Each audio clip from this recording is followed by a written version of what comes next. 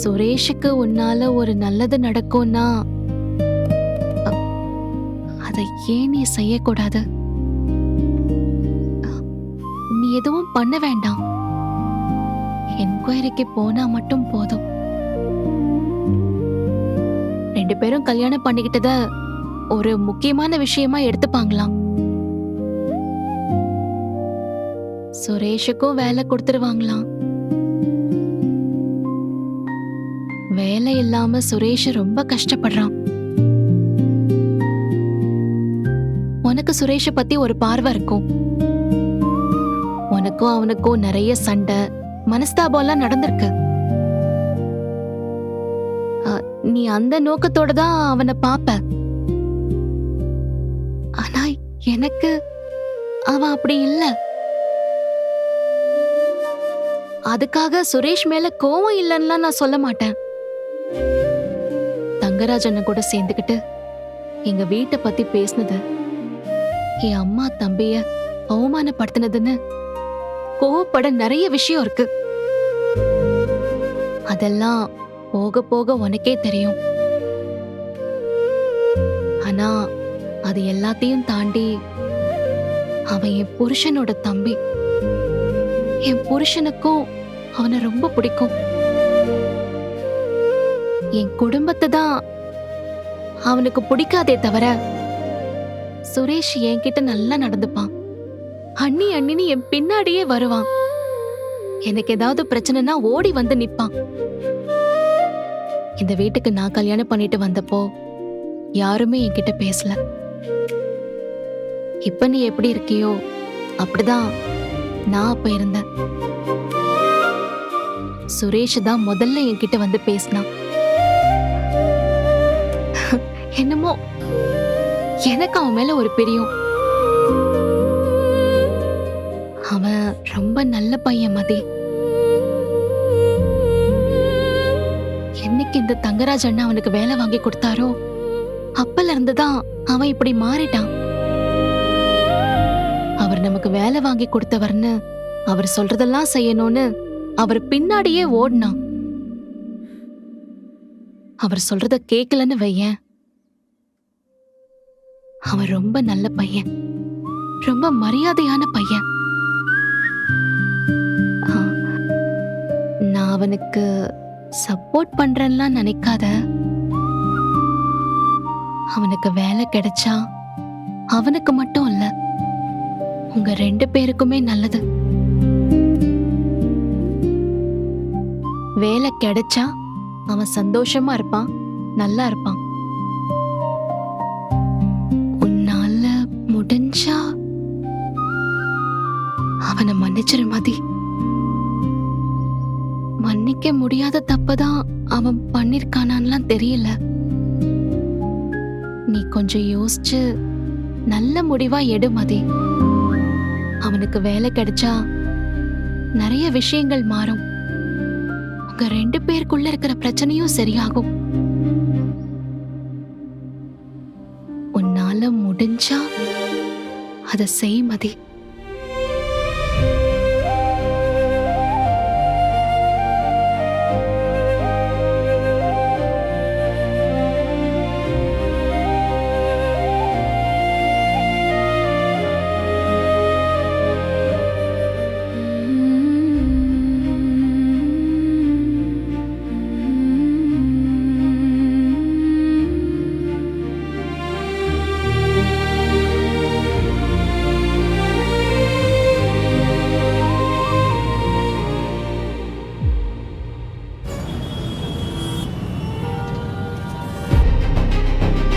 டேய், என்னடா தைரியமா இரு. கூட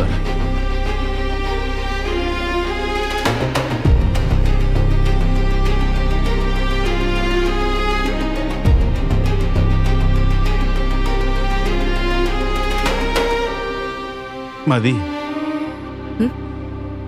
என்னம்மா?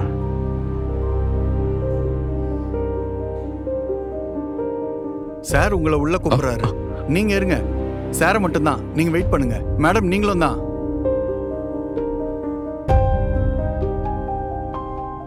பார்த்து பேசுமா. சார் வாங்க.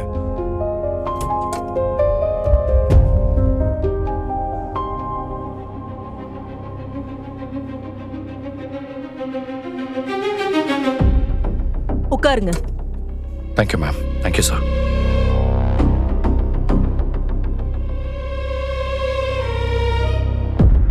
நீங்க தான் அழகுமதியா?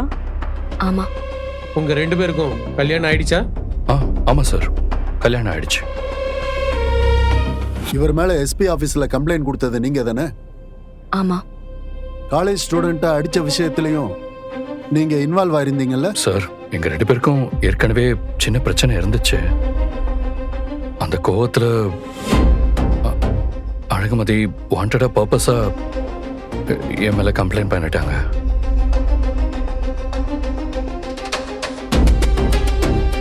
அப்புறம் எங்க 2 பேரோட ஃபேமிலி இன்வால்வ் ஆகி எங்களுக்குள்ள இருக்கிற பிரச்சனைகளை பேசி சால்வ் பண்ணிட்டாங்க. எல்லாத்தையுமே அழகுமதி டீட்டெயிலா லெட்டர்ல கொடுத்துருக்காங்க சார்.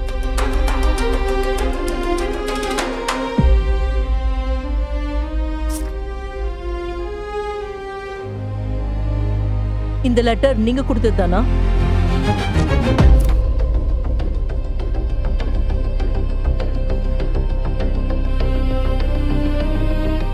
அழகுமதியாகிய நான் அம்பத்தூர் காவல் நிலைய உதவி ஆய்வாளர் சுரேஷ்கும் எனக்கும் ஏற்கனவே இருந்த முன்விரோதம் காரணமாக அவர் மேல் பொய் புகாரை அளித்திருந்தேன்.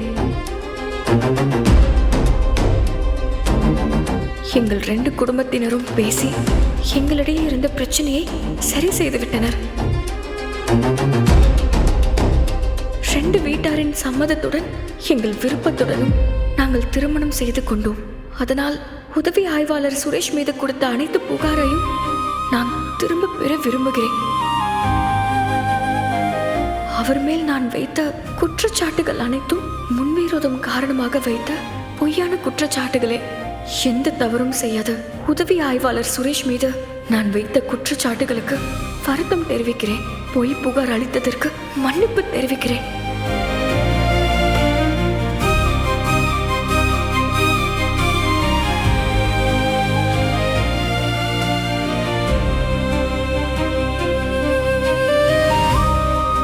அந்த லெட்டர்ல சைன் பண்ணுங்க.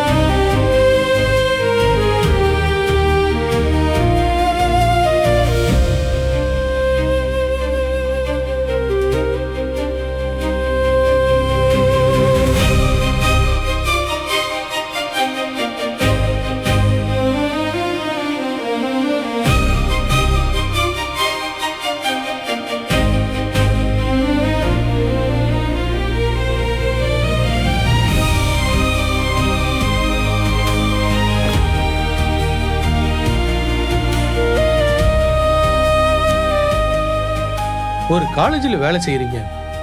பல ஸ்டூடெண்ட்ஸ்க்கு முன் உதாரணமா இருக்கணும். இப்படி விரோதத்தை காரணமா வச்சு ஒருத்தர் மேல கம்ப்ளைண்ட் கொடுக்கலாமா? இது தப்பு இல்லையா? இப்போ உங்களால அவர் சஸ்பெண்ட் ஆயிருக்காரு. என்கொயரி வரைக்கும் வந்திருக்காரு. இவரோட மன உளைச்சல், எங்களோட நேரம் வீணானதுக்கெல்லாம் நீங்க என்ன பதில் சொல்ல போறீங்க?